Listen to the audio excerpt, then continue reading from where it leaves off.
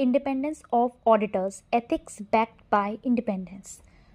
Auditor का independent होना बहुत ज़रूरी है और एथिक्स भी उतने ही ज़रूरी हैं। ऑफ कोर्स हम एथिक्स पढ़ चुके हैं कि मोरल्स हैं कुछ जो ऑडिटर को फॉलो करने पड़ते हैं, but the ethics are backed by independence. Ethics के साथ साथ एक ऑडिटर को इंडिपेंडेंट होना भी बहुत ज़रूरी है।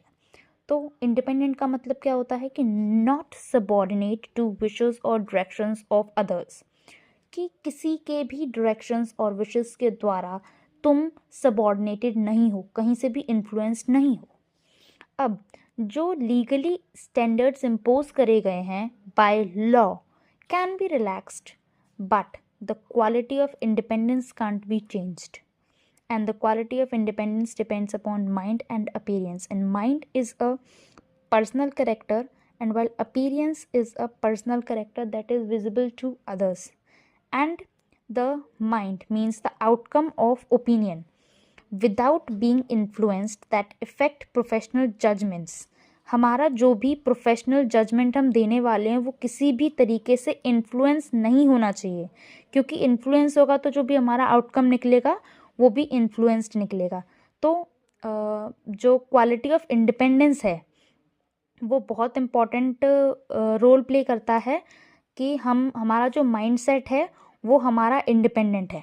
So we should act with POI, that is professional skepticism, objectivity and integrity, that is exist means mind का जो ये भी फैक्टर है ये एग्जिस्ट करना चाहिए, और जो अपीयरेंस का फैक्टर है वो एग्जिस्ट टू अपीयर, मतलब ये वाला जो फैक्टर है कि इंडिपेंडेंट हमको दिखना भी ज़रूरी है।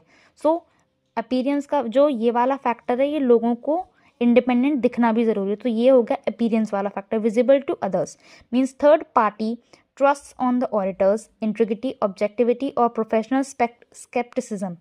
So, the appearance to third party as an independent auditor is also important. Comment down for your doubts, and your doubts will be solved in half an hour. And I am starting this page just to solve others' doubts in half an hour.